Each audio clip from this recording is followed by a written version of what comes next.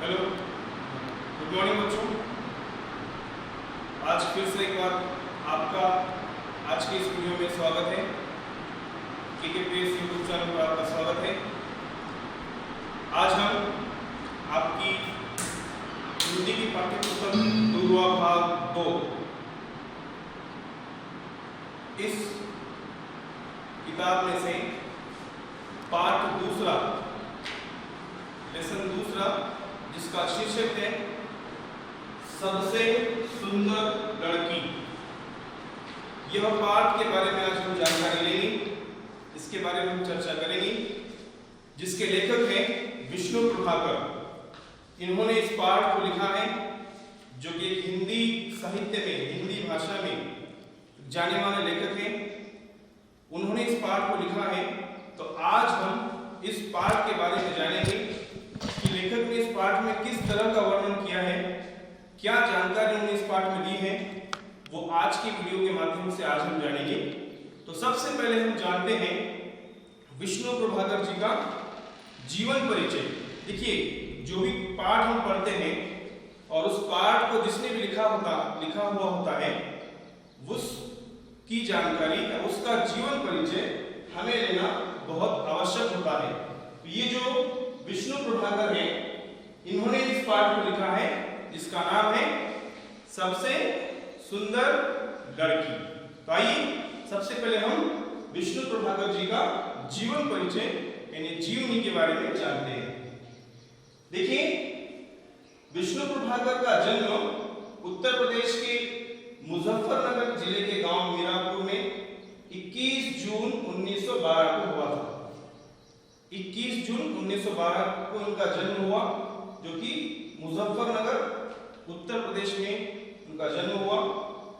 उनके पिता दुर्गा प्रसाद धार्मिक विचारों वाले व्यक्ति थे और उनकी माता महादेवी पढ़ी लिखी महिला थी, जिन्होंने अपने समय में पर्दा प्रथा का विरोध किया। उनकी पत्नी का नाम सुशीला था।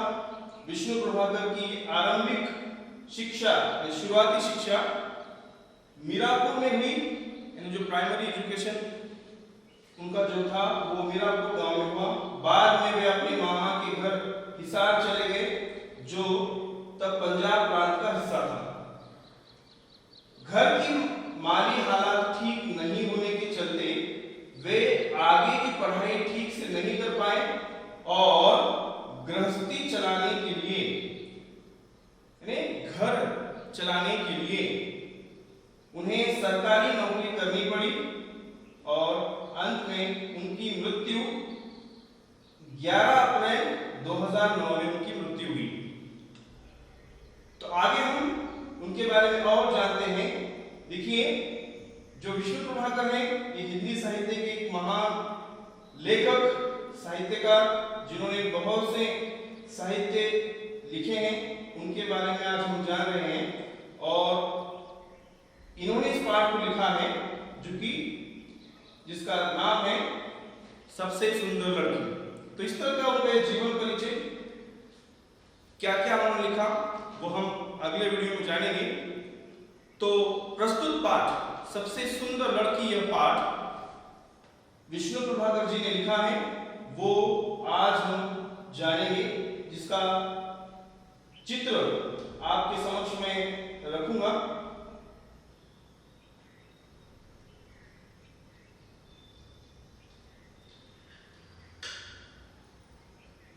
हाँ, यह वो पाठ है सबसे सुंदर लड़की। तो आइए इसके बारे में हम पढ़ते हैं। इससे पहले इस पाठ की रूपरेखा क्या है, प्रस्तुत पाठ में क्या जानकारी दी गई, क्या सारांश पाठ में है, वो हम पहले जानते हैं।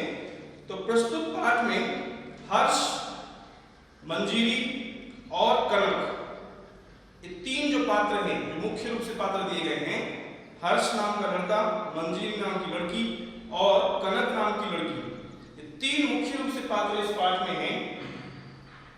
तीनों की मित्रता के द्वारा कनक की समझदारी, कनक एक बहुत चालाक लड़की इस पाठ में है, जो कि समझदार है, और उसकी निडरता, निडर है, बहादुर है और कर्तव्य एवं एवं जिम्मेदारी के प्रति सजगता इस पाठ में वर्णन कवि लेखक विष्णु प्रभाकर जी ने किया है।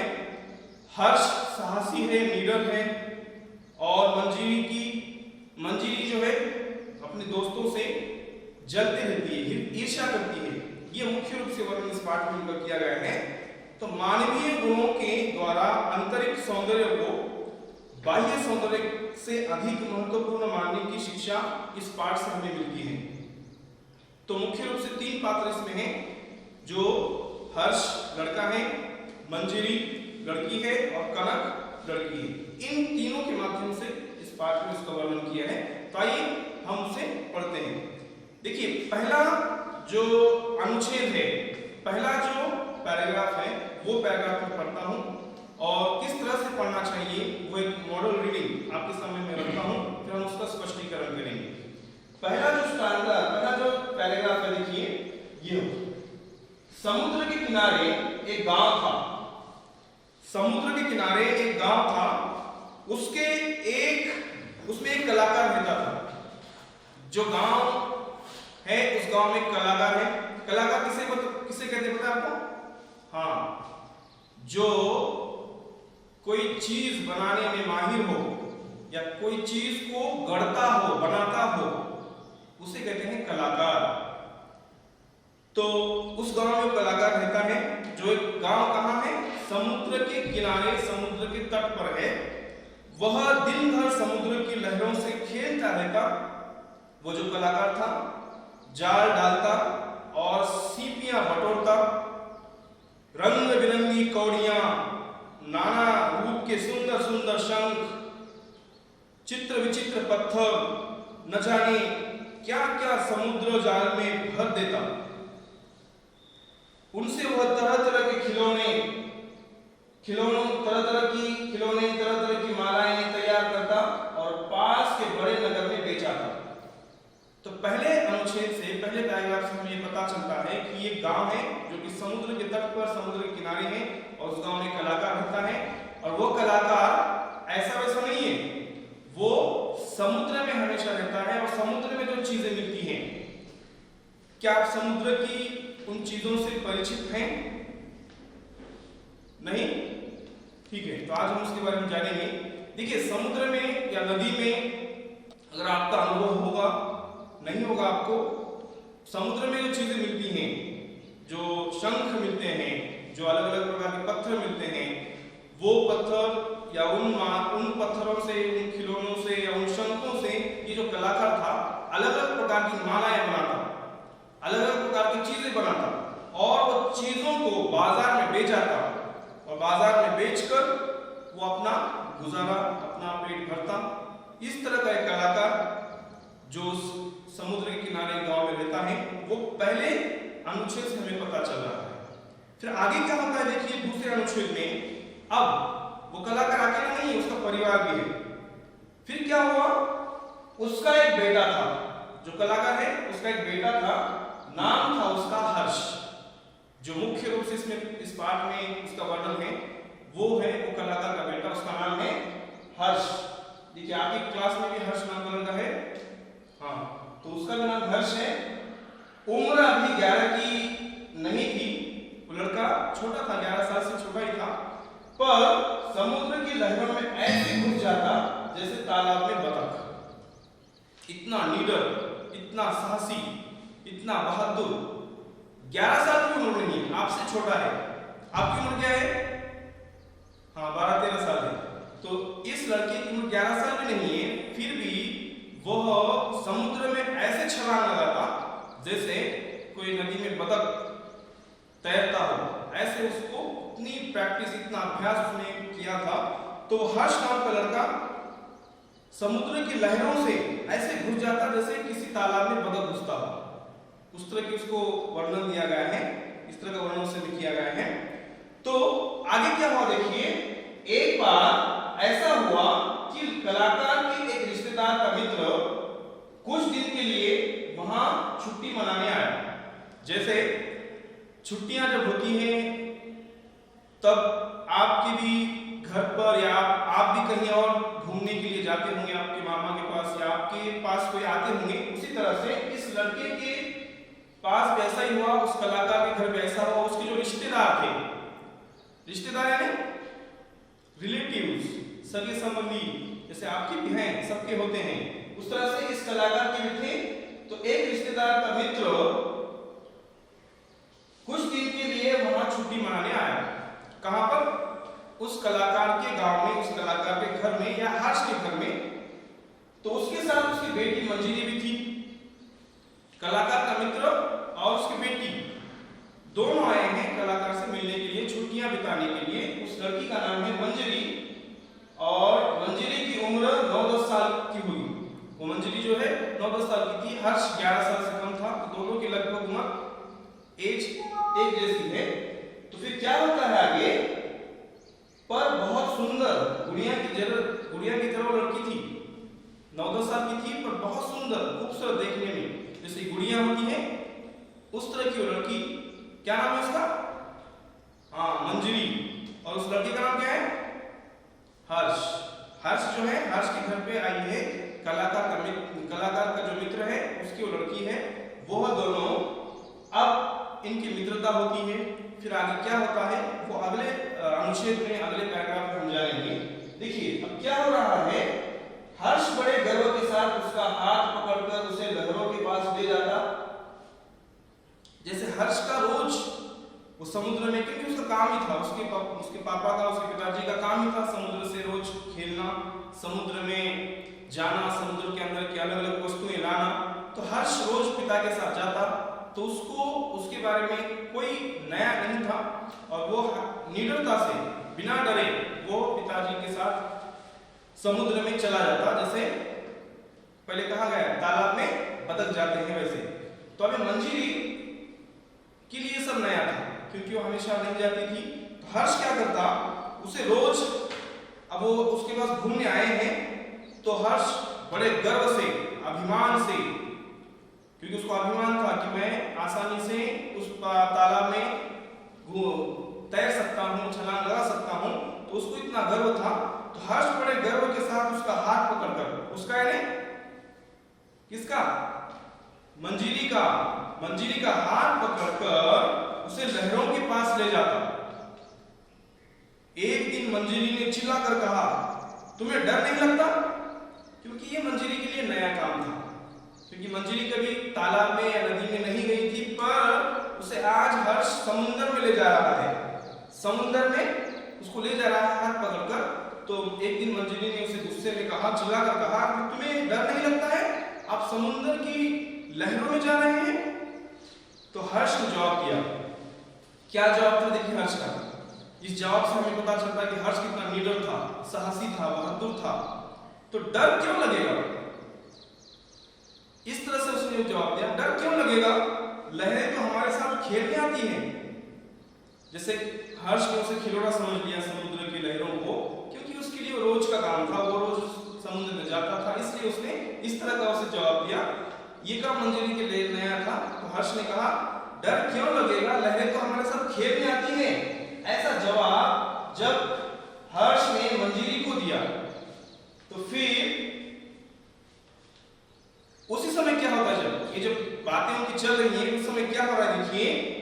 और तभी एक बहुत बड़ी लहर, अचानक से बहुत बड़ी लहर दौड़ती हुई हर्ष की ओर आई। समुद्र में जो लहरें चलती हैं, आपने देखा होगा मंजर किस तरह का होता है। अब बारिश के मौसम में देखिए, अभी परसों तूफान जब आया था, हमने कोकन एरिया में देखा, वहां पे जब समुद्र में लहरें आई थी, वो लहरें कितनी खतरनाक थी। तो यहाँ पर इन जो बातें कर रही हैं, ये लहरें इतनी जोर से आई और हर्ष की ओर आई जैसे उसे निगल जाएगी, ऐसे से लग रहा था।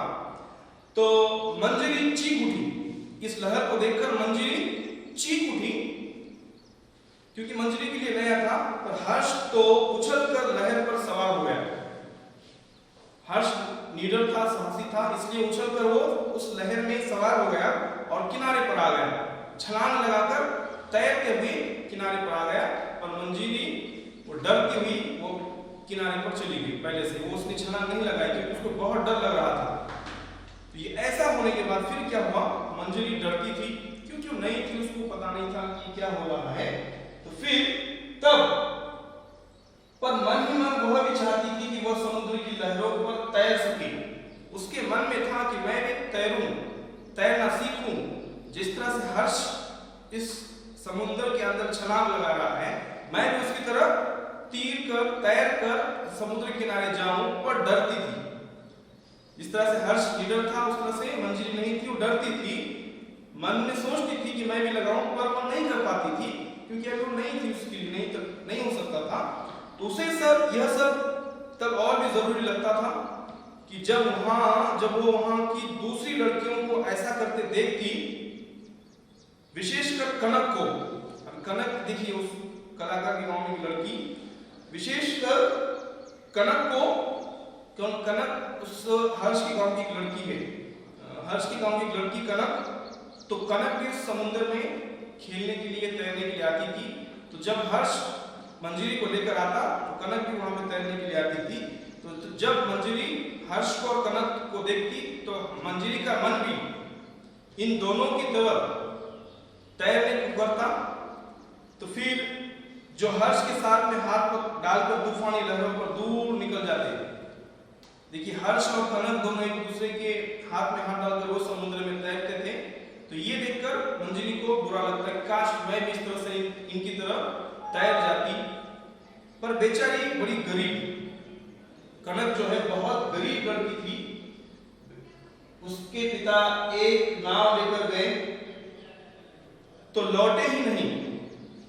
देखिए, लोग जो है समुद्र के किनारे रहने वाले, जैसे मछुआरे होते हैं, उसी तरह के लोग हैं। समुद्र के किनारे रहने वाले कनक, हर्ष, उसके पिता के एक दिन ऐसा हुआ कि वो नाव लेकर समुद्र में गए, उसके बाद फिर वो लौटे ही नहीं, समुद्र ने उसको निगल लिया। तो बहुत गरीब थी कनक, उसकी ही उम्र की थी मंजिली की और हर्ष की। तो लौटे ही नहीं। माँ मछलियां पकड़कर किसी तरह 2 बच्चों को पालती। कनक के पिता नहीं थे, क्योंकि कनक के पिता समुद्र में चले गए तो फिर से लौटे नहीं। तो कनक की जो माँ थी, वो मछलियां पकड़कर, मछलियों को बेचकर अपना घर गुजारती और 2 बच्चों को पालती। तो इस तरह की यहाँ पर जानकारी दी गई है। कनक छोटे छोटे शंखों की मालाएं बनाकर बेचती और मंजिली को वह लड़की जरा सी भी नहीं भाती। हर्ष के साथ उसकी दोस्ती तो उसे कतई पसंद नहीं आती। ये सब देखकर मंजिली को ईर्ष्या होने लगती, क्योंकि हर्ष और कनक दोनों अच्छे दोस्त थे। और दोनों अच्छे दोस्त होने के बावजूद जब ये नजारा मंजिली देखती थी तो उसको बिल्कुल पसंद नहीं आता था। तो इस तरह का जो शुरुआत में वर्णन दिया गया है हर्ष, मंजिली और कनक, उनके बारे में आज की जानकारी हमें दी गई है। तो आज के लिए हम यहीं तक इस वीडियो में पढ़ेंगे। अगला जो भाग है वो हम अगले वीडियो में पढ़ेंगे। जो बचा हुआ भाग है, आगे क्या होता है, वो हम कल की वीडियो में पढ़ेंगे। आज यहीं तक के लिए ठीक है, पर आपके लिए होमवर्क यही है, आपके लिए गृह कार्य यही है। जो पाठ आज हमने पढ़ा है, इस वीडियो में पढ़ा है, जहां तक हमने पढ़ा है उसे आप अपने घर पर टेक्स्ट बुक में ध्यान से उसको पढ़िए, रीड कीजिए, समझिए और समझकर उसमें से आप उसमें जो आपको कठिन शब्द लगे, नए शब्द लगे, उसको अंडरलाइन कीजिए, रेखांकित कीजिए जो शब्द आपको नए लग रहे हैं, और अच्छी तरह से आपको पढ़ना है। ठीक से उचित आवाज में, लय में और विराम चिन्हों का प्रयोग करते हुए आप घर पे पढ़ना है। यही आपके लिए होमवर्क है। ठीक है, तो अगला भाग हम कल की वीडियो में पढ़ेंगे। आज हम यहीं पे रुकते हैं। बहुत बहुत धन्यवाद।